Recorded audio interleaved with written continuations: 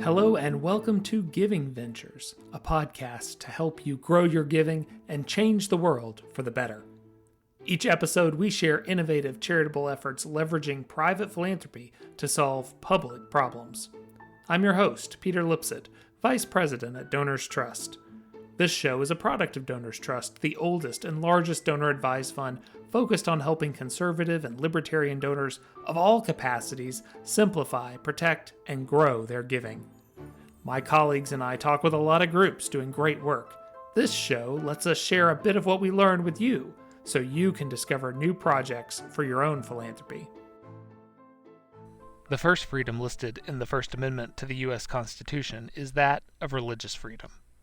We know that so many people fled mainland England to find freedom for their faith here in this new land of America, and later generations of immigrants did and still do the same.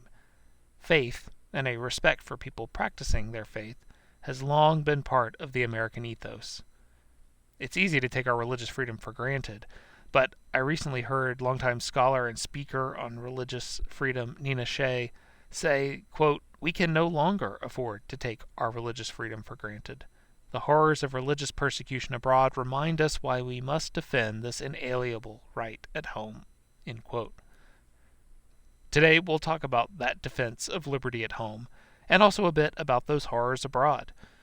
Our first two guests today, Becket Law and First Liberty, defend religious freedom through litigation, taking threats to our freedom to the courts. Our third guest, the Religious Freedom Institute, is more of a think tank model, working to expand the places where religious freedom is respected all across the globe, as well as here at home. You'll enjoy hearing from these three groups, so let's jump in. I love pithy lines that also offer a great summation of a product or a company. Becket Law has one of those when they say they have defended the religious rights of people from A to Z, from Anglicans to Zoroastrians. Since its founding in 1994, Becket has built an impressive track record as a premier voice for the defense of religious liberty for people of all faiths. Mark Rienzi is president and CEO of Becket, a role he's had since 2018, and I am excited to talk to him today. Mark, some listeners may not know the history of Thomas A. Becket, after whom the organization is named. So why is a religious liberty organization law firm named after a guy from the 12th century? Yeah, so Thomas A. Becket was a priest in England who defied the king and stood up to the king's efforts to take over some of the church's religious liberty. And because he defied the king, he paid the ultimate price. He was murdered by some of the king's knights in Canterbury Cathedral. And we take him as our namesake because he stood up to government power in defense of religious liberty and the rights of religious people and religious organization. We hope not to meet the same end as our namesake, but we hope to be as resolute. And as someone who had been in government power, had been on the other side, right? And and so was just true to the separation. Very, very much so. So while Becket was named for a Catholic, as we said, your work covers religions from A to Z. How do you define then the mission of Becket? Yeah, it's actually quite simple. Our mission really is to defend religious liberty. We are not a Christian or a Catholic or a Jewish group. We really defend religious liberty for all. Our goal is to defend and enshrine really religious liberty in the courts, right? So we litigate and we try to defend religious liberty. Our clients really run the gamut in terms of their own religion. So do our lawyers and employees. We think the principle is important and worth defending. We think it's core to the founding of America, to what America was intended to be, and really to how we can best live together as a nation of people with different ideas about important things, but still live together in peace. So we think that's worth fighting for. How many cases are you guys taking a year? Oh, someplace in the ballpark of 40 to 50, depending on the year. Oh, wow. That's not a small number. That's great. We're very busy. We haven't yet run out of work, and I don't expect us to run out anytime soon. No, I don't imagine you will. Okay, so among those many, many cases, can you think of one that really kind of epitomizes the approach that Becket takes to defending religious liberty? Sure. It's like asking me to pick one of my favorite children. But if I had to pick one, maybe I'd start with the Little Sisters of the Poor case. This is back the Obama administration, back in 20 2012, announced that it wanted to have a contraceptive mandate, wanted to make all employers buy contraceptives for their employees. And the Little Sisters of the Poor are an order of Catholic nuns, and as Catholic nuns, their religious understanding is that they can't buy people contraception. I think the case is important for a lot of reasons, but let me just name a couple of them. One is that it really is the kind of situation where the government is interfering in the inner workings of a religious organization, right? It's getting into the relationship between the Little Sisters of the Poor and the people who work with them, taking care of the elderly poor people who they care for. But second, it's wholly unnecessary, right? In a big, diverse country with a powerful government that can make nuclear weapons and put a man on the moon and put mail in a little box outside of your door every single day, the idea that the United States government needs the help of Catholic nuns to distribute contraception is really just a pretty stupid idea, right? It really doesn't make any sense at all. And yet, we had to defend the Little Sisters of the Poor at the Supreme Court 3 times so far, and we've won every time. And every time our argument is, look, we are not trying to say the government can't be in the business of making contraception available. That's not our position.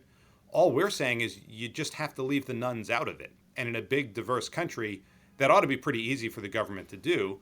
I'm delighted to report that 10 plus years in, the Biden administration has recently issued a proposed rule in which they seem to acknowledge that, of course, they can do this other ways and without the nuns. But it's really pretty atrocious that we've spent a decade dragging the country through a culture war over something that, of course, the government can do without the religious people. And the truth is, in our big, diverse country, almost all of the time, the answer is that the government can do things without forcing someone to violate his or her religion. It's really extraordinarily rare in a big, diverse country that the government should need to force somebody to violate her religion. In a case like that, and particularly having run it up the flagpole to the Supreme Court 3 times over 10 years, do you see an impact with other faiths? I mean, this is clearly a Catholic-centric case, but how does that cascade out to Muslim faith or other faiths?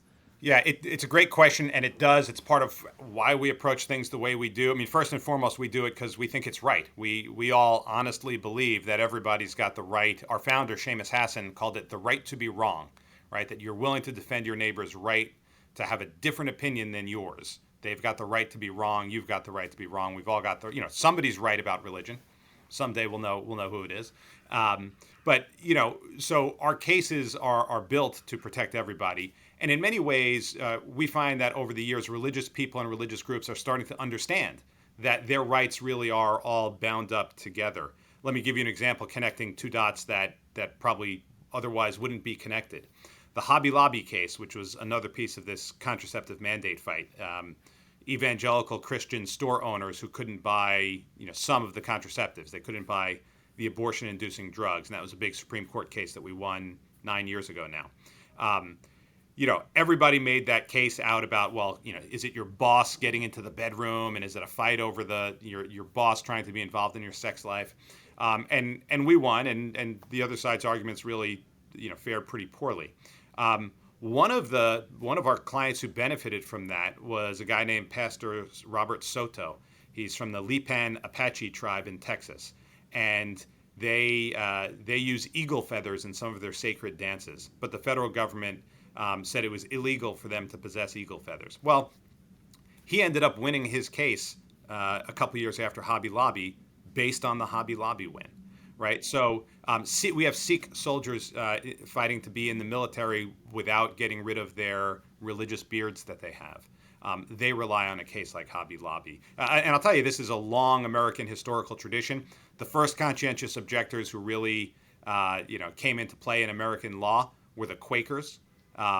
Before we were even a country, right? And for times we locked them up and whipped them because they wouldn't fight in the military and so forth. We eventually decided that those folks were good people to have in the country, and we found a way to let them to coexist. Well, who were the first people who were here to really fight for the abolition of slavery? It was the Quakers, right? You wouldn't necessarily have connected that, 70 years, 80 years later, but our willingness to coexist with people of other religious beliefs benefits lots of people. People will never be able to predict ahead of time, but if we get it right, we end up getting it right for everybody, and it's good for the whole country. It's a great point.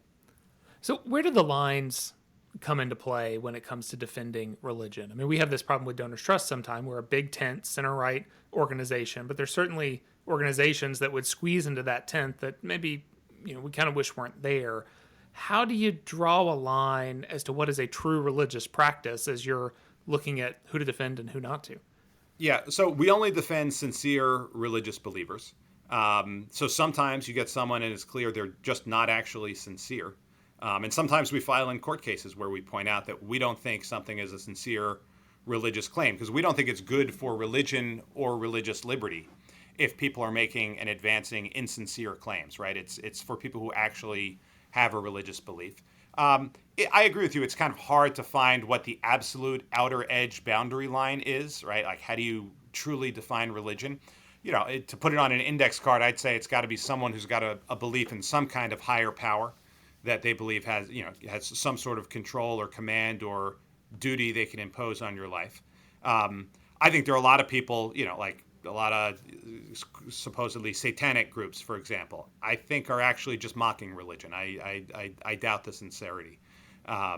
We've seen some claims where there are groups, asserting that God wants them to have the abortion. It's theoretically possible that could be somebody's religious belief, and I think there are some Jewish traditions where, in very limited circumstances, that's probably a sincere belief. But it's extraordinarily unlikely that that's actually going to come up in the law. And what you see in some cases is people, abusing it and trying to pretend that their religious beliefs are something when really they're just trying to use religion as a cudgel to fight in the abortion wars, for example. So we're very alert to both the sincerity of claims, and we only take sincere religious belief claims, and also the potential abuses of religious liberty, because I think there are some people who, in sort of a gotcha move, right? No one ever brought those cases before Dobbs, the abortion cases I'm talking about, right? Like, it's kind of a gotcha, post Dobbs political move by groups that were created after Dobbs. I'm perfectly comfortable saying that doesn't quite seem like a sincere argument. One last question. Going back to a topic that comes up a lot on the podcast and just in kind of conservative circles in general around campus and what's going on there. You teach at a number of different law schools and yep. So are in the campus there. Have you seen over your tenure of teaching how law schools treat religious liberty changing at all? Yes. And let me surprise you by saying in some ways, I think it's been changing for the better.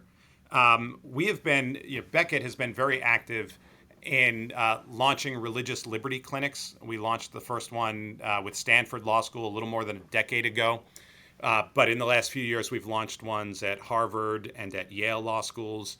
Our good friends at Notre Dame launched one of their own at Notre Dame. Marcus Cole and Stephanie Barclay and others are doing that at Notre Dame. Steve Collis has launched one at the University of Texas. Pepperdine, Michael Helfand, Eric Rosbach are doing it. We've actually seen in the past decade a real flowering of religious liberty clinics that have done enormous good to bring religious liberty onto the campus as a legitimate thing and as something to be defended for all people. And they've given students an opportunity to learn how to defend religious liberty, even for people who disagree with them. And I think that's actually gone a long way to making religious liberty a little bit stronger on law school campuses than it otherwise might in this moment. Obviously, we're in a very divided moment in the country. It's a very polarized time. But I actually think religious liberty done right is in many ways the antidote to that. And I think our Supreme Court right now, which is, the best religious liberty Supreme Court 1 through 9 that I think we've ever had. I think our Supreme Court is kind of leading us there in some of their decisions. You notice we're often winning cases 9-0 or 7-2. We're often not squeaking by with a 5-4 narrow majority. And I think it's because this Supreme Court recognizes the role that religious liberty and religious pluralism can play in getting us back to being able to live together in peace with our neighbors, even when we disagree. The truth is, like, my report from the law schools is probably better than most people expect. I think, obviously, everybody can watch the videos of Judge Duncan trying to speak at Stanford and say there's a lot of places where there's some stuff wrong. But a week after that at Stanford, literally a week later at the same school, they had a big celebration of the 10th anniversary of the Stanford Religious Liberty Clinic, and it went really well at the same place. So religious liberty is part of turning that tide back. And from my point of view, this is the moment for religious liberty. We have a terrific Supreme Court At Becket, our view is this is the time to make sure we're getting the good cases in front of the good judges and give them a chance to do good work with religious liberty. Well, we like to give folks listening a touch of optimism in these things so that it isn't all just doom and gloom. I think you've done that very well, Mark. So, Mark Rienzi and all that you do at Becket, we really appreciate it and wish you continued success in the future. Thank you for having us on. Like Becket, First Liberty stands firm that everyone of any faith, even no faith at all, has the fundamental right to live according to his or her beliefs. First Liberty is based in Dallas, Texas, but works across the country, taking on hundreds of cases each year in the religious liberty realm. The group has a terrific track record of wins for religious liberty at all levels of the judiciary, including one case pending with the Supreme Court that we should get a verdict on sometime in the coming weeks here. Its founder, CEO, and chief counsel, Kelly Shackelford, joins me to talk about its work. Kelly, thanks for being here. Happy to do it. So, Kelly, I've seen you argue that it's intentional or at least significant that religious freedom is listed first among the several freedoms that are listed in the First Amendment. So why do you think that is? Well, our founders called it our first freedom for a reason. It's because if you lose this freedom, you'll lose all the rest of your freedoms. And there's lots of reasons to kind of explain why that is, but maybe the best summary is the one thing that a totalitarian regime can never allow are citizens who hold an allegiance to one higher than the government. So whenever that type of really clamped down, oppressive regime comes into power, the first flashpoint is always religious freedom. If you lose your freedoms at that point, your religious freedoms, you'll lose all the rest of your freedoms. Free speech, your freedom economically, your political freedom, all that follows. And we've kind of seen that in our own existence here in the United States. What happened during COVID, right? All these people, governors, mayors, county commissioners, all of a sudden had power that they'd never had before. What was the big flashpoint when they have all this power? It was the big cases were religious freedoms cases. It was the synagogues and the churches that was closed down. And what was fascinating to me, we won, First Liberty won every one of those cases we had. We won the first case in the history of our country during a pandemic under the First Amendment. But what was fascinating to me was every time we won, within a couple of weeks later, the businesses were opened up. The lawsuits that started weren't economic lawsuits to open businesses and then it opened religious freedom. It was religious freedom cases winning and then the businesses opening up later. And that follows exactly what the founders understood. I hadn't made that connection before, but that's really interesting. That's a great point. That sums it up quite nicely. So how do you define the mission of First Liberty? I mean, particularly there's a lot of groups doing litigation in the religious freedom space, either full-time or at least as part of their mission. So how do you define your mission? Well, we're the largest legal nonprofit in the country that all we do is religious freedom in the United States. And, it's important, as we explained. We do it a little differently than any nonprofit in any other area, which is typically what they do is they raise money, they hire attorneys with the money, and then they fly them around the country and cover cases.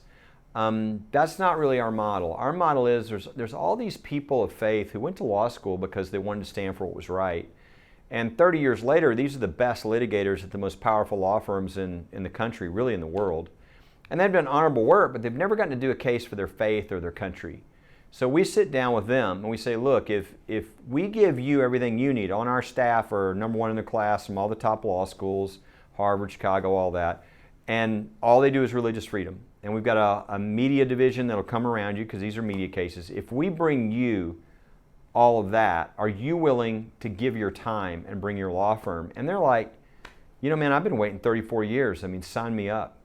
And you can imagine that first time in their life, all their talent, their gifts, their training, everything they've ever learned lined up with their faith and their love for their country. I mean, they've never experienced that. And so they're hooked. They're going to be doing that with us the rest of their lives.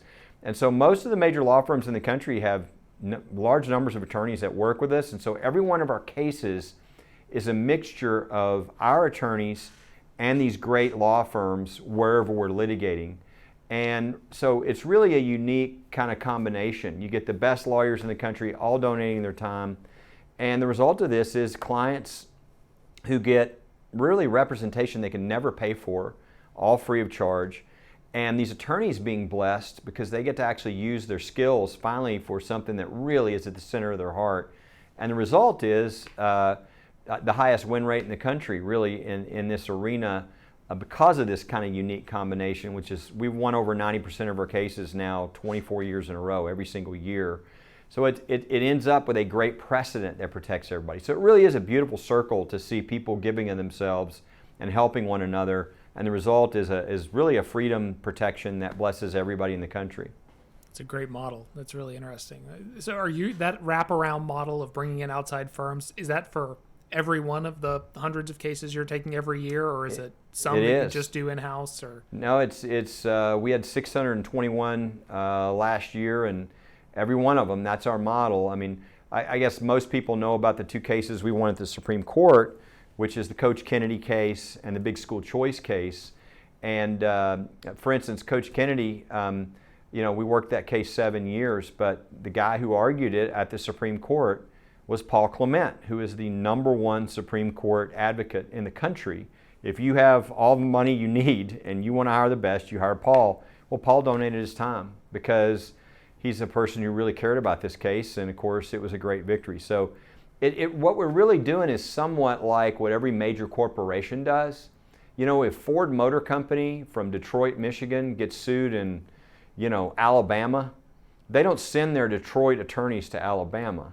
What they do is they connect with the best law firms there in Alabama that know the judge, that know the practice, that have a great reputation, and then they team up with them and they do their case. And so we're the only nonprofit in the country that's really the model of how we do things. And it just is a better way to litigate, I think, when you have great people in those communities that know that community, the jury, the judge, and you can combine expertise that we bring with them. It really is the perfect way, I think, to do the cases to give us the best chance of victory. And what's the case that's pending before the Supreme Court now? We just argued a case called Groff versus United States Postal Service, and it might seem like a kind of not a big case, right? It's a guy who was on the mission field and came off the mission field after many years and said, because of his deeply held beliefs that he could not work on Sunday, a Sabbath, he went to work for the Postal Service because they weren't open on Sunday. And then they started adding, Amazon deliveries and wanting him to work on Sundays. And he said, look, I'll do double shifts other days. I'll take over other people's shifts, but I can't work on Sunday. I need a religious accommodation. And there's federal law that allows that. And they didn't do that for him and created really a lot of chaos and brought him into one disciplinary meeting after another, like it was a shock that he wasn't showing up when he told him he couldn't. And that all sounds kind of, interesting, but it's actually a much bigger case because it's bringing up a standard that has been mishandled for 46 years. And that is, we have a protection in federal law for religious freedom in the workplace. But 46 years ago, the Supreme Court really just wrote a bunch of things into the statute that aren't there and really lessened dramatically the protection that every American gets.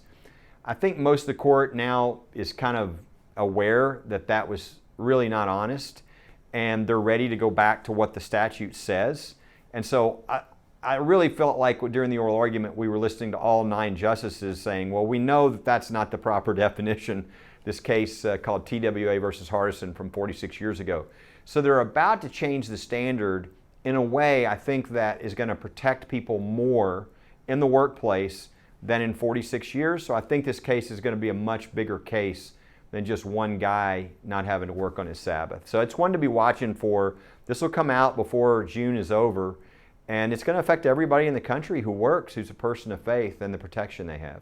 That's great. We'll be watching for that one. So, I'd like your opinion on this. There was a recent article in Rolling Stone, part of the ongoing attempt by the left to really, frankly, call the legitimacy of today's judiciary into question, at least until the left has the majority of it again, and accused Trump appointees of, quote, distorting the meaning of religious liberty to include everything from discriminating against gay couples who want to adopt a child to opting out of public health regulations, end quote. How do you respond to that? Do you feel that, what's your take on these attacks? Well, there's a lot of things going on here. I guess one is sort of the attacks on the court, and the other is religious freedom and how it works. The whole point of religious freedom, and the founders almost used the word freedom of conscience when they put this in the First Amendment. The way it works is if whatever's popular at the time is more important than your religious freedom to disagree with that, then you really don't have religious freedom. So whether it's a vaccine situation or whether it's LGBT issues or whatever, the whole point is people have a right to disagree. They have a right to hold to their own beliefs. The freedom to believe is the ultimate of freedom. And so when these people make these claims, what they're really saying is, I don't want you to have religious freedom against my issue. And that's really a very short-sighted understanding, because if you give the government the power to take people and their beliefs because that's an issue that's important to you, you got to realize you're giving the government the power to do that to you on an issue you disagree with in the future. And it's not a power we really want to give the government. So I think that's really short-sighted. These attacks on the courts are really dangerous. The extreme left doesn't like the fact that we've got a more conservative court that thinks their job is to look to the original meaning of the text, whatever that is.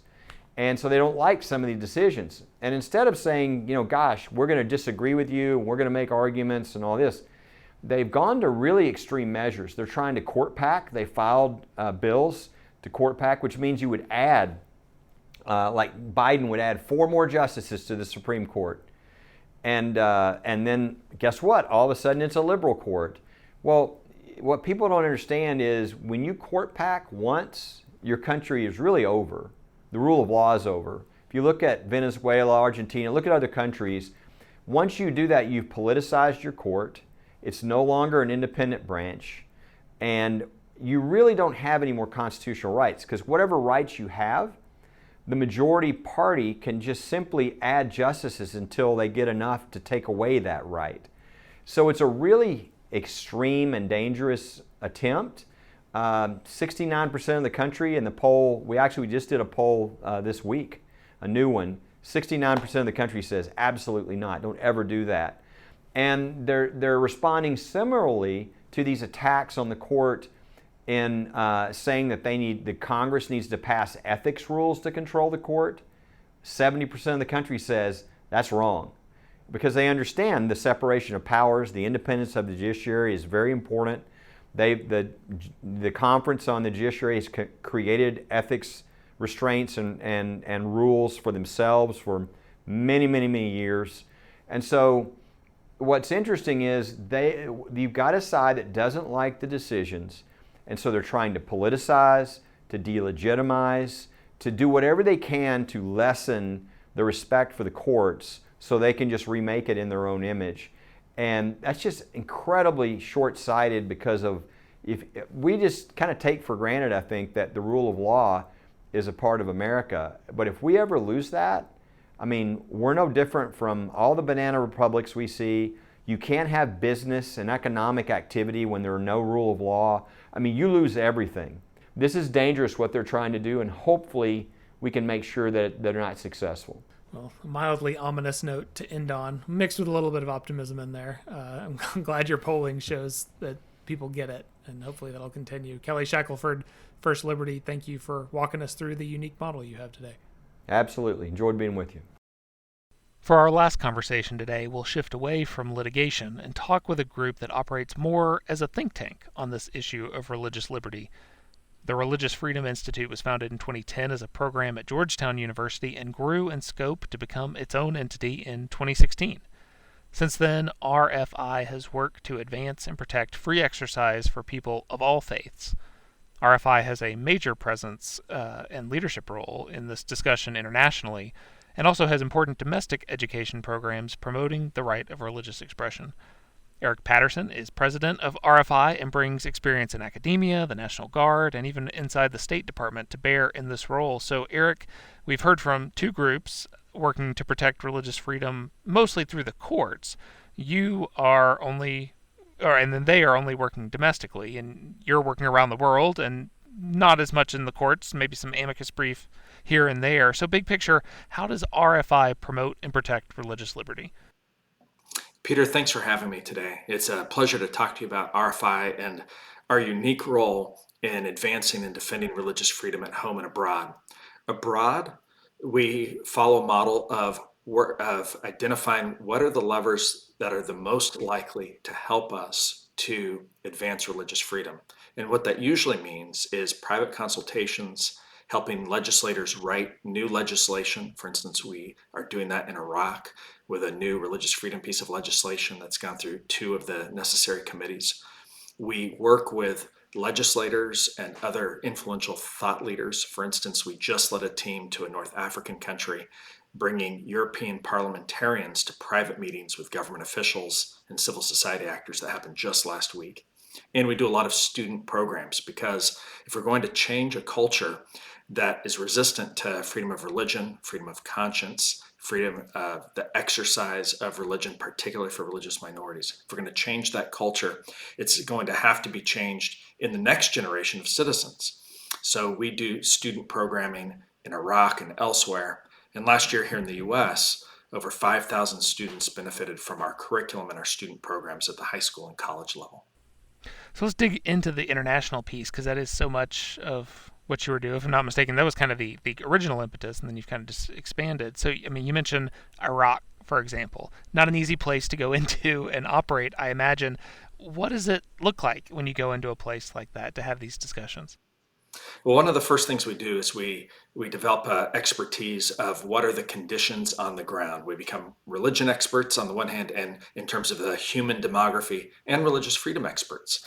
And we develop a plan with people on the ground who are committed to religious freedom. So we'll look for faith leaders, business people, people in government, people who have a track record of leaning in this direction. We seek to empower them, but also listen to them. So, for instance, in Iraq, we have a set of senior fellows who help us navigate things on the ground. We have MOUs with 3 Iraqi universities to run student programming with them. We have full-time personnel on the ground in Erbil, Iraq, because so much is based on relationships and trust over time. In Nigeria, which is another country that we watch carefully, again, we have 3 senior fellows who are on the ground there. We have a relationship with a research institute that's on the ground in Nigeria. We have a senior fellow based in the United States who works on Christian persecution in particular, and minority persecution. And those are the ways that we can bring resources to bear to explain to policymakers what's going on and what needs to change. And so, in something like Iraq, are you trying to get peace between Sunni and Shia, or is it accepting of Christian minorities, or is it all of the above? What's the hoped for outcome here? Well, we start with the premise that religious freedom is necessary for human flourishing, for people, both the majority and the minority, to be able to live their authentic religious lives in public. And so countries that have a high level of religious persecution, they tend to have high levels of social hostility and high levels of state coercion in other areas as well. So specifically in Iraq, what we're trying to change is the dynamics where different groups see each other always as the enemy because they're different: Sunni, Shia, Christian, Yazidi, whatever. And so, and one of the ways to tap into that change is on the universities. The universities are perhaps one of the most diverse parts of Iraqi society.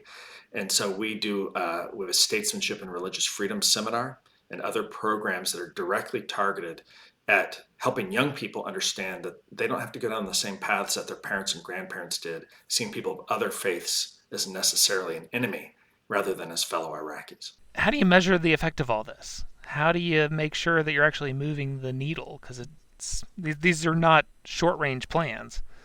Yeah, these are very, very hard things to measure, but let me mention a couple of them. The first one is there are just some basic quantitative measures of how many students are you getting into religious freedom programming that would otherwise not have it. And so that's an incremental building block right there. But more importantly, when it comes to a student program, one of the ways that we measure that is with pre and post testing. And so we do surveys and analysis of attitudes about religious freedom, about attitudes towards other ethno-religious groups in the society.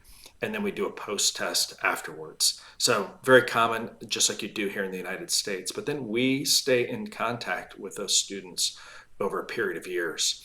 And what we do is we also try to foster exchange so that the Iraq situation is not only seen as Iraq, but so that those students meet people in the United Kingdom, in the United States, and elsewhere.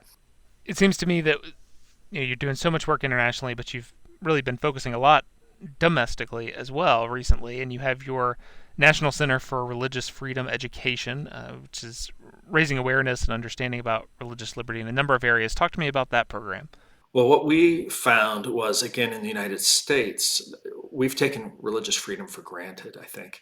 And we've recognized that if we lose religious freedom in the United States, the world's great champion for religious freedom in places like Venezuela or in China, that great champion will not be available as a resource to others.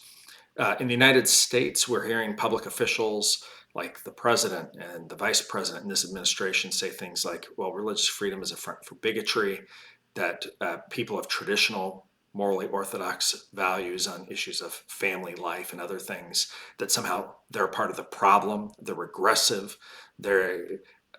and this is a pretty radical change in our society in just a very, very short time. So we've seen a need to make sure that there's another generation of religious freedom champions right here at home. What that looks like is high school and junior high curriculum, like our America's First Freedom curriculum, that's tied to the National Social Studies Standards, so it can drop into any civics class or U.S. government class at the high school or middle school level. And there are 1 to 5 lessons there, plus all the other resources, videos, crossword puzzles and things for teachers, test banks for teachers, so that teachers can teach their students about the Bill of Rights, about U.S. history, and about why religious freedom is a common good. We run a university level 3-day seminar called Statesmanship and Religious Freedom, in which the students meet people who work on these issues, like former U.S. Congressman Frank Wolf, the great champion of religious freedom. They meet the British Special Envoy for freedom of religion or belief. They meet former U.S. Ambassador at Large for Religious Freedom, Sam Brownback. And then they do case studies. They look at people like William Wilberforce, whose faith brought him into the public square to be the champion for abolition and against slavery. So those are the types of programs that we do to reach young people, to reach teachers, to empower parents as well when it comes to religious freedom. And are you partnering with other organizations in some of that? We do. When it comes to the curricular initiatives, we typically have the lead. Lots of us have backgrounds in education. In my own case, I was a public high school teacher for a few years, and then a university professor and dean for many years.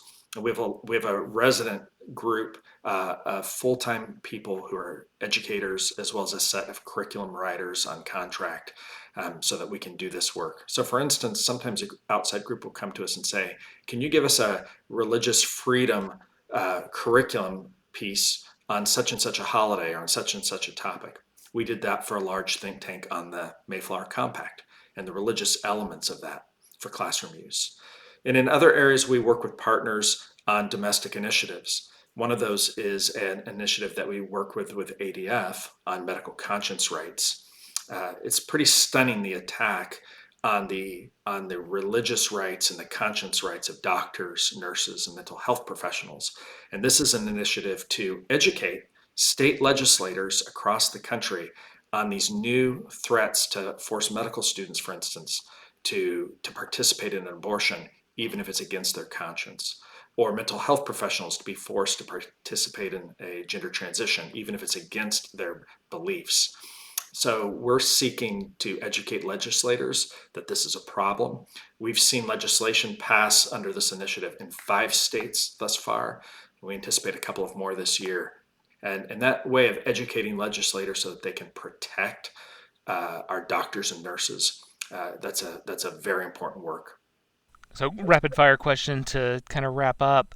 Are you optimistic about the state of religious freedom, and maybe particularly internationally, or do you have concerns that we're turning in the wrong way?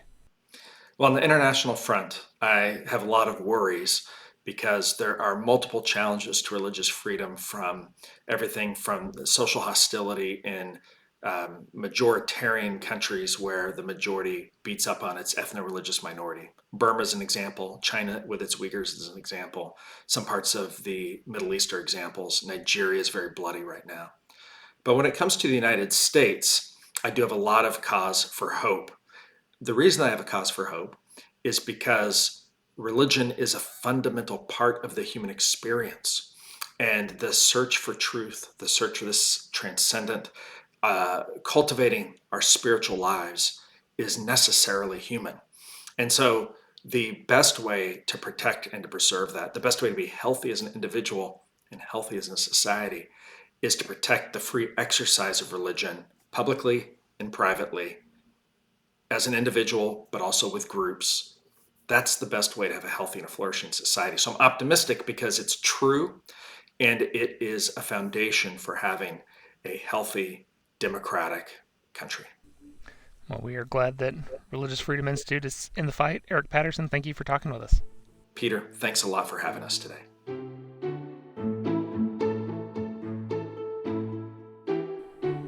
All freedoms require diligence and defense, as inherent as they may feel. Religious freedom is no different. I'm so glad that Becket and First Liberty are on the case, and their impressive percentage of winning their cases suggests that this belief in religious freedom still remains strong. And frankly, it's an idea that's worth exporting, so I'm encouraged and fascinated by the work of Religious Freedom Institute. All three of these groups, and many more working full-time or part-time on this issue, are worthy of support to keep our freedom strong. I hope you enjoyed hearing more about these efforts. Our goal with this podcast is to help you as a donor discover new groups that may fit into your giving profile or even new issues that you care about. At DonorsTrust, we want to not only make it easier for donors to give, but to help them grow their giving. If you aren't already working with us, we welcome the opportunity to see how we can be helpful. Reach out to me at tellmemore@donorstrust.org, and let's start the conversation. We'll be back in a few weeks with another great topic. Until then, thank you for being a giver. Let's talk more soon.